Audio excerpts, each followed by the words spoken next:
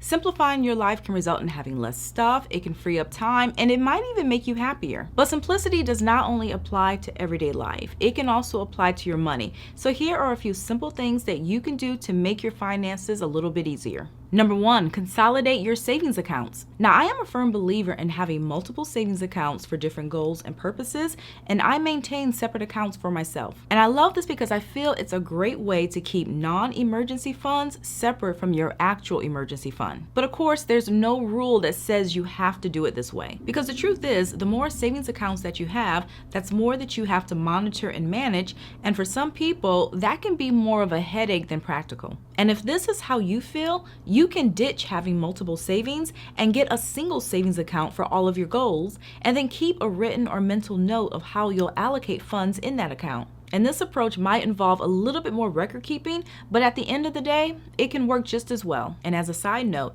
if you're with a bank that charges a fee for their savings accounts, having a single account also means that you'll save a little money. You can also work on one major financial goal at a time. I always encourage goals because they can keep you focused, but at the same time, it is so important to be realistic about your time and your abilities. And with that being said, if you're working towards several major financial goals at one time, because you have so much going on, it could potentially start to feel as if you're missing the mark or you're falling short on everything, which could be a huge confidence killer. And you might even start to put a lot of unnecessary pressure on yourself, which could lead to added stress. Now, I'm not saying that you shouldn't work on several goals at once, because everyone has different circumstances and abilities. But what I am saying is that if you start to feel overwhelmed, or that you're being pulled in multiple directions, or that you're not making progress, it might be worth it to scale back a little bit and focus on one big thing. And then once you've made headway with that, start working on another.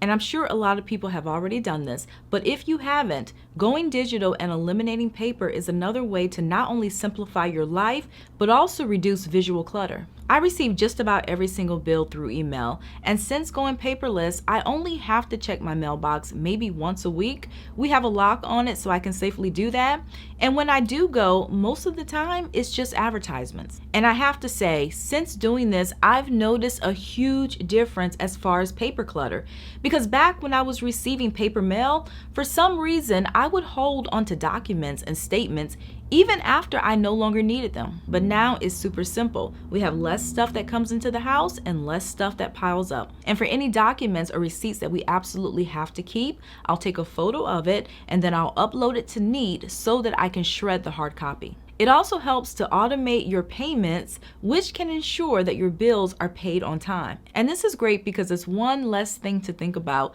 which comes in handy if you're super busy and sometimes a due date slips your mind. And yes, I know that some people are completely uncomfortable with money being automatically taken from their account.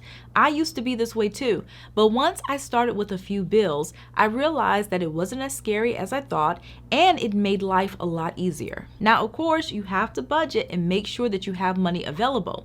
But if you always have money to pay your bills on time and you're going to pay online anyway, automating is worth trying.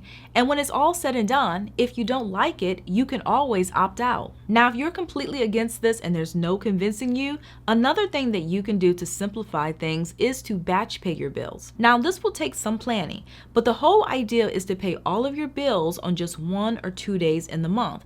That way, you don't have to write checks or make online payments throughout the entire month.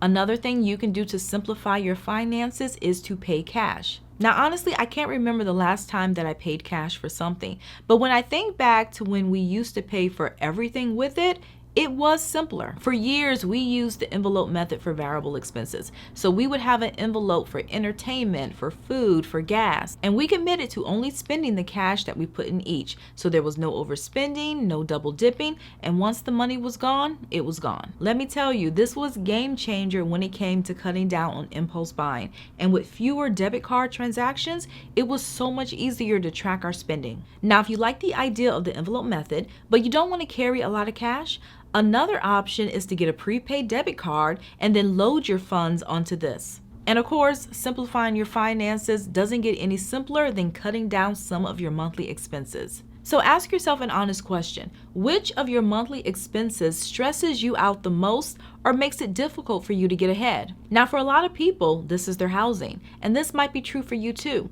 And if so, you might have to make some tough decisions, even if it means giving up that luxury apartment or the big house and moving into something cheaper, getting a roommate, or maybe even moving back home if you're single and this is an option. And another thing that I recommend for saving money while still enjoying life is figuring out how much you're spending on average each month for non-essentials and then splitting that in half. Because if you're spending about $300 a month on eating out, $250 a month on entertainment, and another $200 a month on miscellaneous shopping, splitting this in half will save you about $375 a month, which could be $4,500 in your savings account a year. And finally, another way to simplify your financial life is to get out of debt. And I'm specifically talking about eliminating debt that isn't making you money, such as credit card debt. Now, there isn't always a quick way to get rid of debt because a lot of people are not in a position where they can just write a check and completely wipe out their balance. But one thing that you might be able to do is come up with a plan and take steps to pay it off faster. And understandably, everyone has different opinions on debt. Personally, I love the peace of mind that comes from not having credit card debt or a car loan or a personal loan hanging over my head. And if you feel the same, when it comes to paying it off faster, you can start small by simply making higher payments. For example, if you were to follow the aforementioned tip about splitting what you're currently spending on non-essentials in half, you can take the money that you freed up by doing this and put it toward debt repayment. Additionally, you can round up your payments to the nearest $100 and then pay more toward the principal each month. Or you can get a side hustle and put whatever you bring home toward your balance, or you can contact your credit card company to see if you can negotiate your interest rate. And most importantly, while you're going through this process of paying down your balances, if you want to avoid feeling as if you're going in circles or that you're spinning your wheels and getting nowhere, whatever you do, do not add to your current debt load.